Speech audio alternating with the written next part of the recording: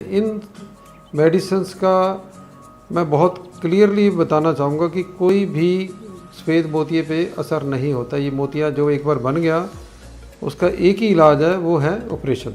तो ऑपरेशन में हमने कब करवाना है ये डिपेंड करता है कि आपकी जॉब कैसी है। अगर आप सफ़ेद मोतिये के साथ अपना रूटीन वर्क कर सकते हो, आपकी आईसाइट इतनी अच्छी है कि आप अपने रूटीन वर्क कर सकते हो, तो आप वेट कर सकते हो, कोई इमरजेंसी नहीं है।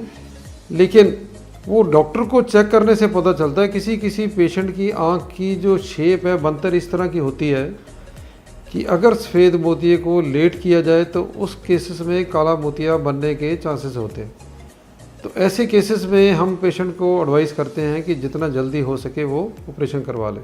सफ़ेद मोतिये के ऑपरेशन में आपको जो बहुत ज़रूरी ध्यान रखने वाली बात ये होती है कि कौन सी मशीन आपकी आँख के ऊपर यूज़ हो रही है। आजकल जो लेटेस्ट फेको एमल्सिफिकेशन जिसको हम कहते हैं मशीन चल रही है, उसमें होती है टॉर्शनल फेको, जो पूरे डिस्ट्रिक्ट में हमने सबसे पहले अपने हॉस्पिटल में मुहैया कराई है। टॉर्शनल फेको से क्या फ़ायदा है कि पेशेंट का नॉर्मल जो टाइम ऑपरेशन को 10 या 15 मिनट लगते हैं, ये ऑपरेशन हम सिर्फ 3 या 4 मिनट में हो जाता है। तो उससे क्या है कि पेशेंट की आँख को जो जितना टाइम ज़्यादा लगेगा उतनी आँख के अंदर स्वेलिंग आने के चांसेस जो हैं ज़्यादा हो जाते हैं। तो इससे कम टाइम लगने की वजह से पेशेंट की जो पोस्ट ऑपरेटिव रिकवरी है उतनी ही फास्ट होती है और उसकी क्लैरिटी ऑफ विज़न जो है उतनी अच्छी बनती है। कई पेशेंट ये पूछते हैं कि लेंस डालने के बाद भी क्या हमारे चश्मा लगेगा। तो नॉर्मल रूटीन में जो लेंस डाले जाते हैं उनमें चश्मा लगने के ऑलमोस्ट सब में चांसेस होते हैं, दूर का या नज़दीक का या दोनों भी लग सकते हैं। पर अगर आप चाहते हो कि ऑपरेशन के बाद आपके चश्मा ना लगे तो उस केसेस में हमारे पास डिफरेंट ऑप्शंस होती हैं, जैसे टॉरिक लेंसेस, मल्टीफोकल लेंसेस या ट्राईफोकल लेंसेस। ऐसे अलग अलग किस्म के लेंसेज हैं। ये लेंस कॉस्टली होने की वजह से कई बार पेशेंट नहीं अपनी आँख में डलवाना चाहते, या कुछ और रीज़न होते हैं जिनमें हम खुद पेशेंट को ये एडवाइस नहीं करते। जैसे किसी की डायबिटीज़ के कारण पीछे पर्दे में नुक्स हैं, तो उस केसेस में हम मल्टीफोकल लेंस या ट्राईफोकल लेंस नहीं एडवाइस करते।